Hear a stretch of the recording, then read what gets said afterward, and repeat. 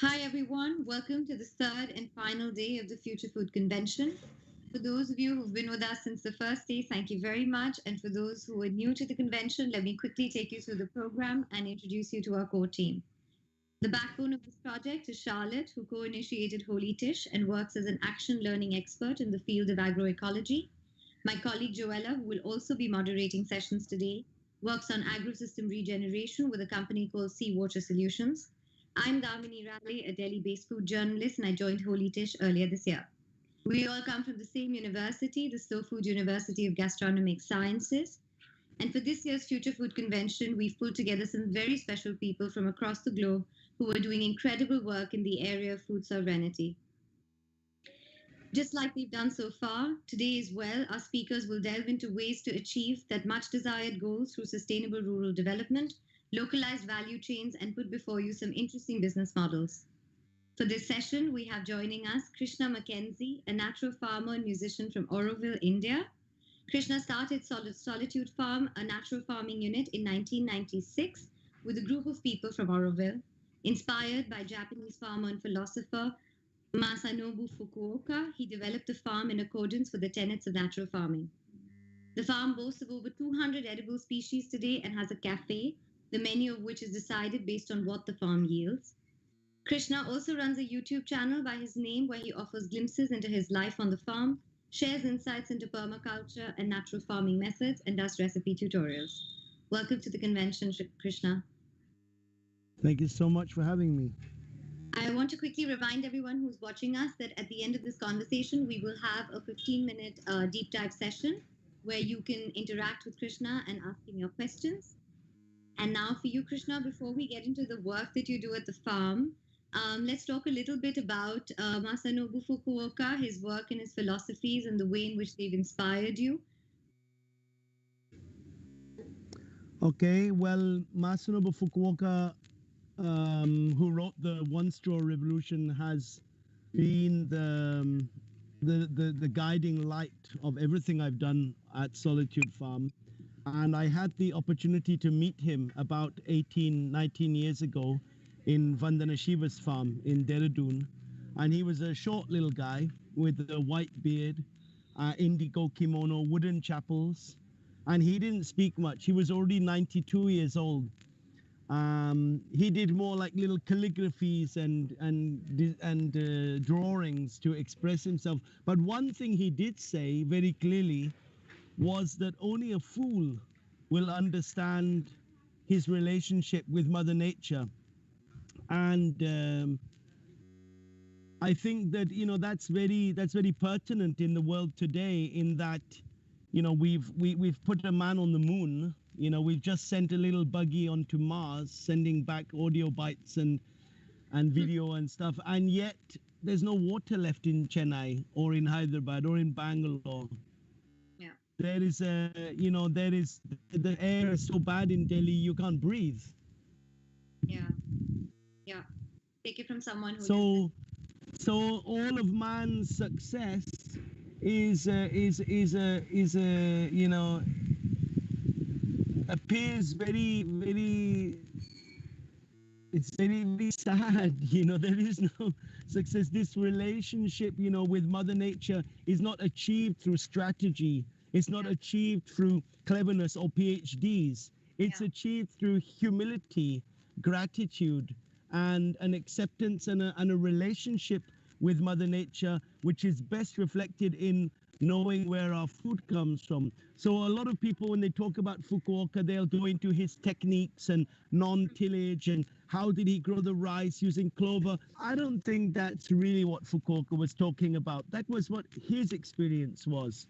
What Fukuoka was talking about was a non-interventional way of farming where we can honor Mother Nature and all the gifts she has for us. And I think that that's what's happened in Solitude over the last 24, 25 years, is that we've understood that the foods that grow around us easily.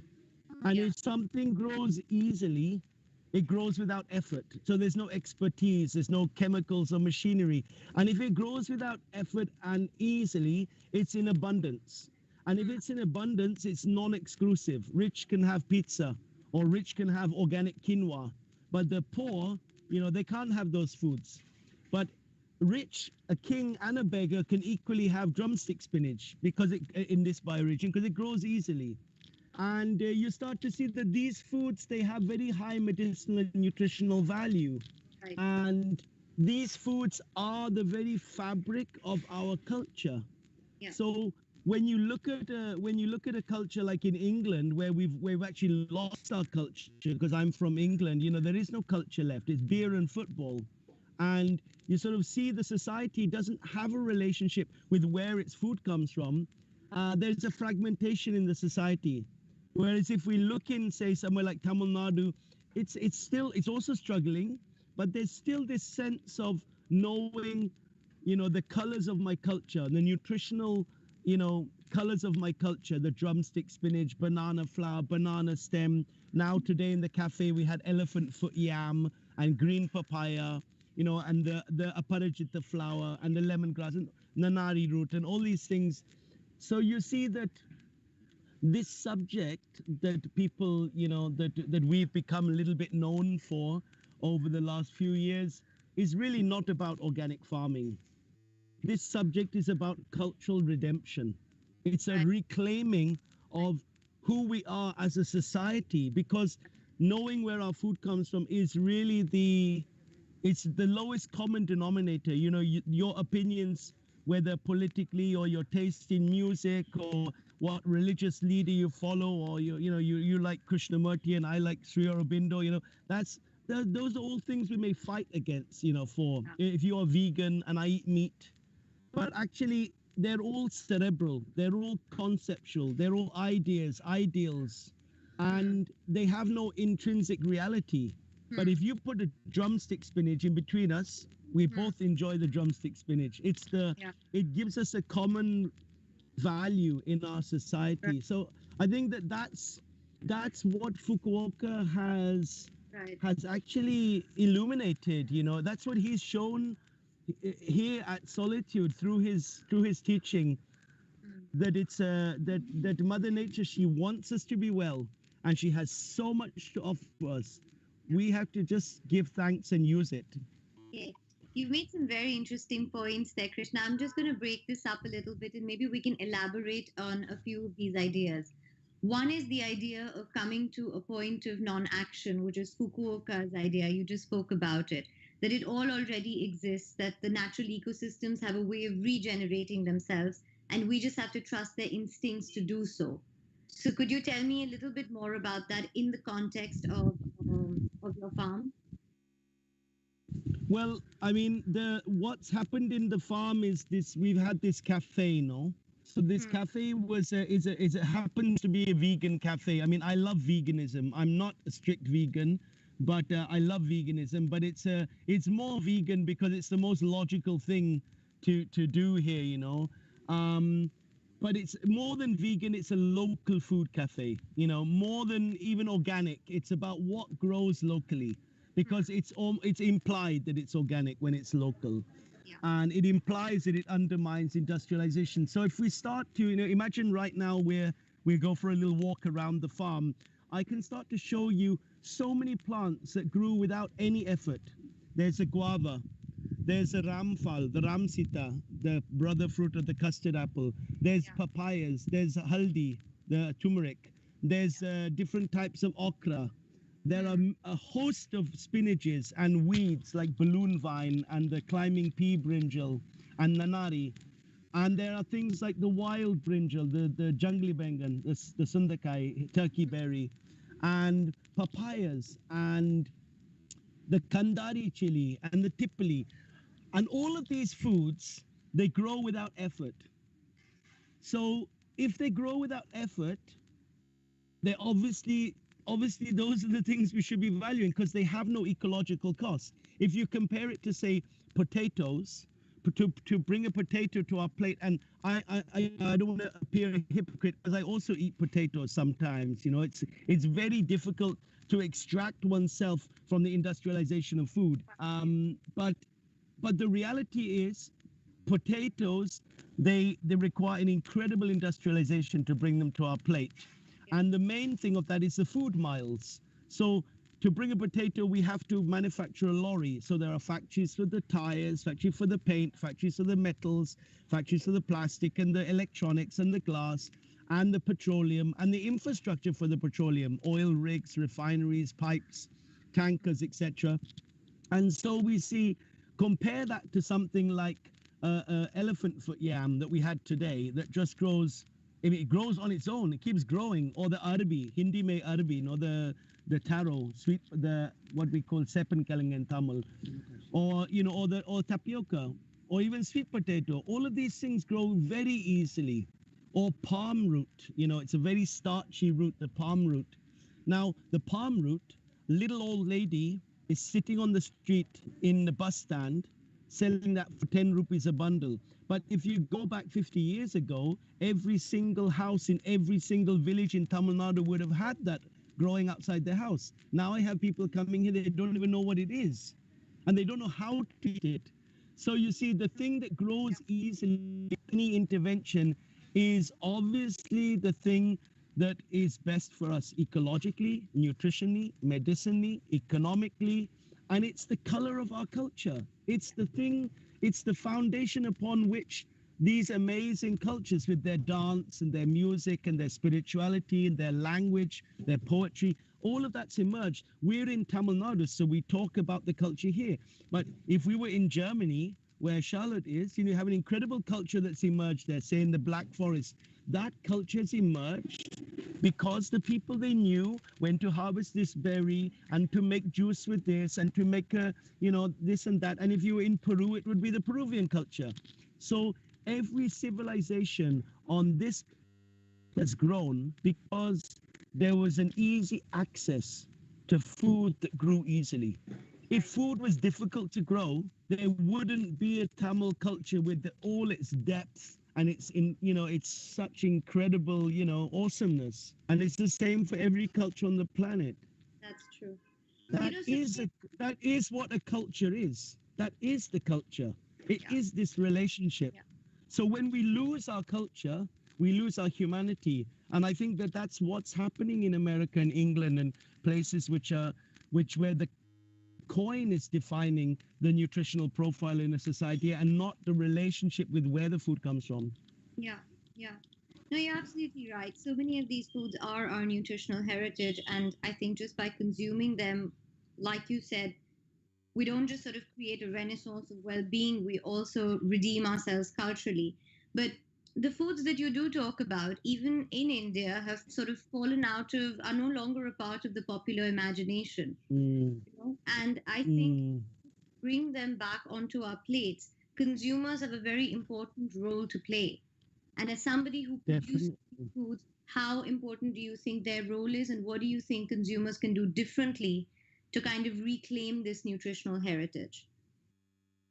I mean, it's complicated because we've created a society where, you get up at a certain time and you have your breakfast and you go to school at a certain time, you go to work at a certain time, all because, everyone has to function to get the income, to get the profit, to get the new Mercedes-Benz, to get the iPhone.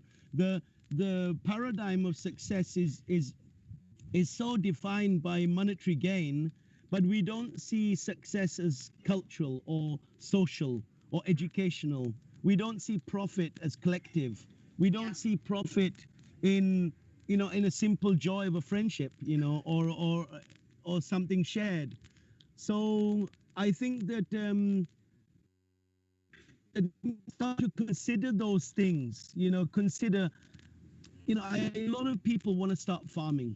They can approach me, and I say to them, the best thing is to find the deepest sense of philosophy that Fukuoka is talking about, because it's that will charge you inwardly to ask questions.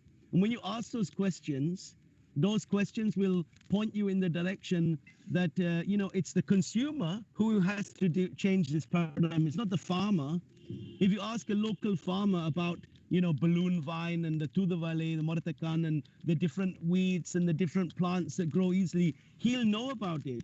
But he's being, his arm is behind his back, being pushed to grow capsicums in a polytunnel with chemicals, because the whole society is in that direction. So until the consumer starts to understand, it's a very, very, very simple matter, very simple, and yet it's so complicated. I don't think it's my place to spell out how complicated it is. I think it's everyone has to figure that out. But imagine that we have, like, for example, in India, you have this most beautiful project that the government runs called the midday meal scheme.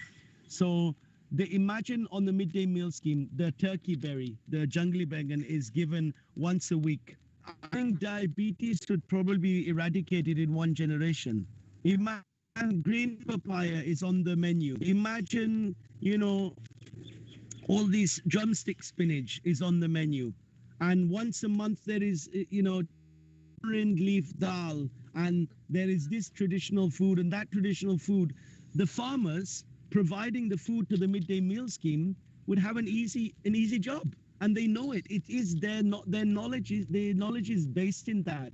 And the kids, we would grow up, how many million kids well, physically well, thus mentally, emotionally well, creative. This could be the most pivotal change in a society, by offering to a midday meal scheme the traditional Tamil foods, the traditional foods of our Indian culture. Because at the end of the day, everything is about production. But even if we stay within that paradigm, there'll be more production, everyone will be better, there'll be less, money spent on diabetes and cancer and all of this thing, and you'll have a healthy, creative society. And we didn't have to destroy the planet to get it. It's there. It's there for the taking. Right, right. For those who are watching and don't know what, I mean, I know. 1 minute. Yeah. I just wanted to quickly sort of put in what the midday meal scheme is, because I think, for people who are joining us from different parts of the world might not know what it is. It's a school meal program that's designed to enhance the nutritional standing of children in schools across India. And this is a really wonderful idea, and I really hope that it can be implemented. The mindset that you were talking about, where one sort of can't grasp the idea of a collective group, a sort of just collective profit. I think that's also the sort of mindset that leads to criticisms like natural farming can't feed the world's growing population, or it's a system that can't be scaled up. What do you have to say to naysayers like that? No, that's completely, it's people who, they haven't gone into the subject deeply. They are seeing things from a very myopic, non-experiential point of view. Because if you see all the sundakai, the jungly bangan, the turkey berry that's growing in the farm, I can't use it all. Why? Because people are eating foods that don't grow locally. They're eating the products of industrialization, so I can't even use it all. If everyone in my bioregion would have green papaya once a week, I'd be able to use more or less all my papaya. Now I can't use it all. I have to be extremely creative to use, most of my papaya. I make jam and chutney and ice cream and smoothies and juice, and I cook it every day and make a salad with it. Now, there's so many spinaches, so many fruits in the season. Ramphal is growing. It's a from the cherimoya family, and it's it's the most delicious fruit. It make like a custard from it. It's so tasty. It's a weed, and it's growing everywhere. It's like, it's like an invasion, and there's so much harvest. You can't move it all because people are buying apples and grapes that don't grow here, and pears from China. So before that we can start to say that natural farming can't feed the world, first there has to be an understanding of our cultural, heritage. It's like someone saying, this what's in this box will not help you. But did you look in the box? Well, first look in the box, and understand what's in the box, and then we can talk.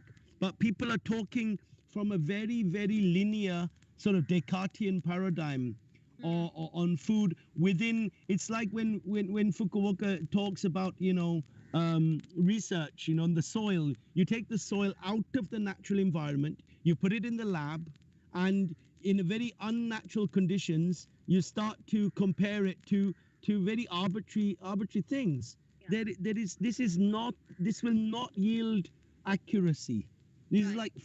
like false news, this whole thing of false news. It comes from people having an agenda, and sometimes that agenda is not malicious, but it's ignorance. And that ignorance is a lack of energy. It's a complacency that we don't want to ask the really deep questions. We want to have our little job and be quiet and not to be bothered. But actually, I think everyone wants to be happy. Everyone's striving for happiness, and we have to start with our physical well-being, Yeah. and that of our neighbor. You do a great deal to bust this sort of counter this ignorance that you talk of, right? You do workshops, you have school kids coming to your farm, you're educating people through your YouTube channel. You also have a cafe where you have you sort of tell people how all of this produce can be turned into sumptuous food.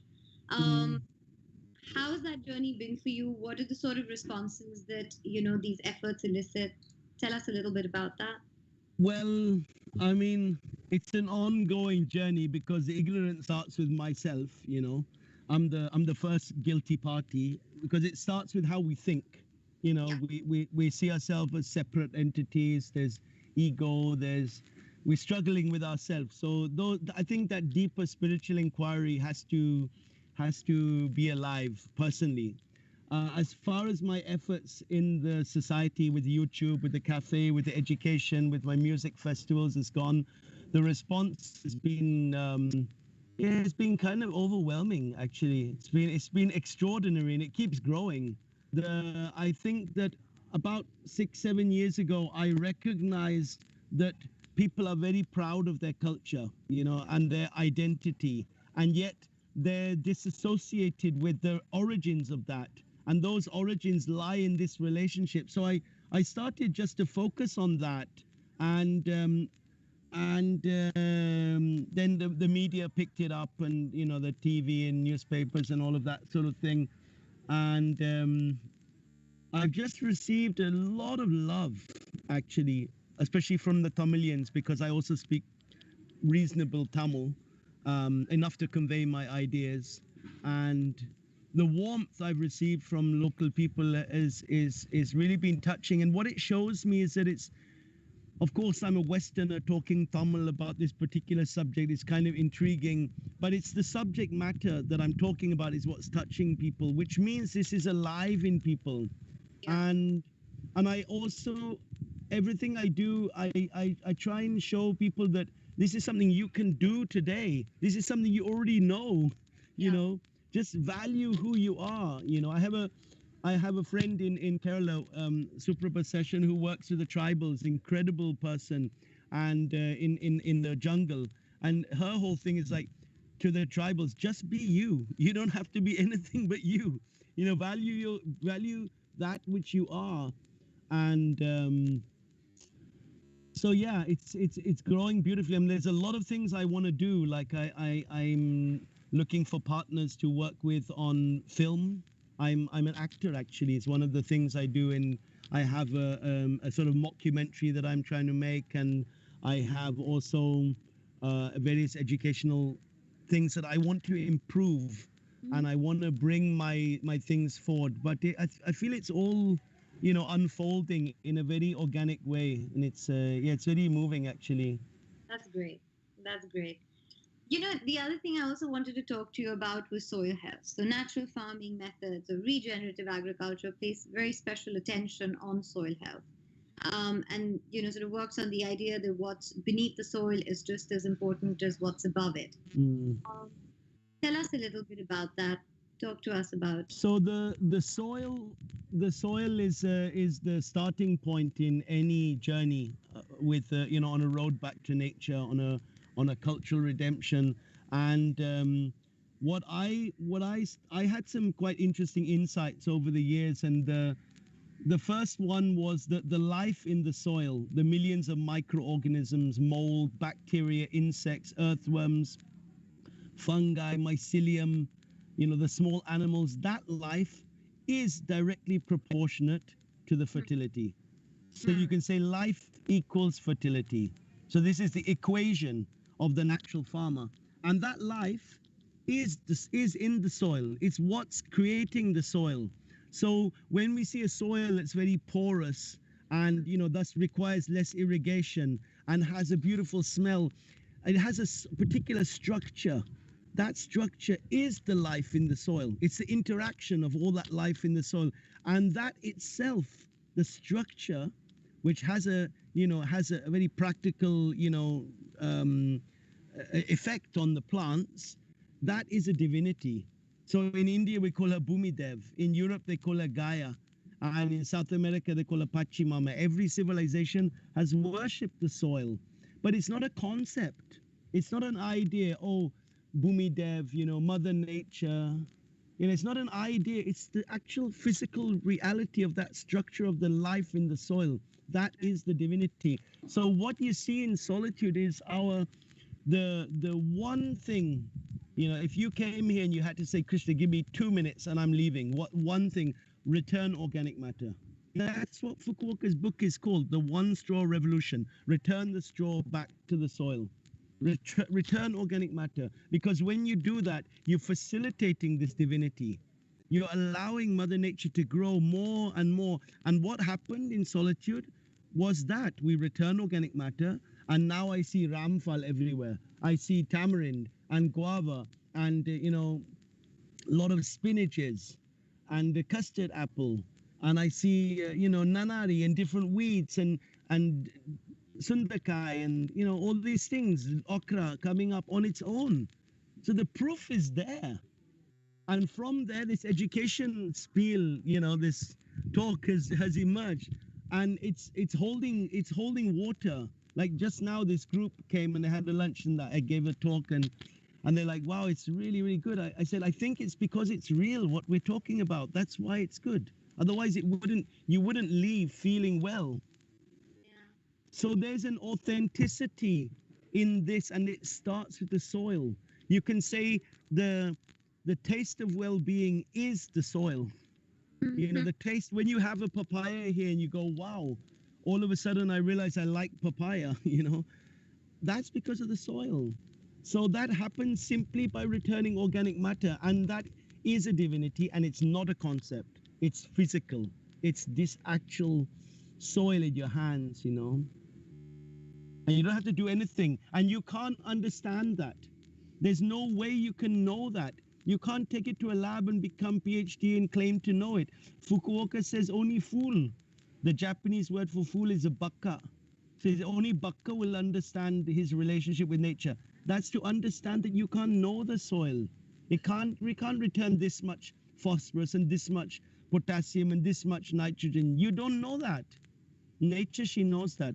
So return all organic matter that's around you, and from that, wellness will emerge. Why? Because that wellness is a divinity. It's just very simple. There's nothing clever about this. Anyone can get up and start talking like this. It's really like that, And yet not enough do. No, not yet. Yeah. I also wanted to ask you, you've spoken about how the community's grown and how you have people sort of who are more interested in what you're doing at the farm and your ideas now. But it couldn't have been easy when you started out in 1996. What are some of the challenges? What are some of the roadblocks that, maybe somebody who wants to follow in the same footsteps? What are the things that you would say that they should sort of watch out for? Anything that you'd want to alert new natural farmers about?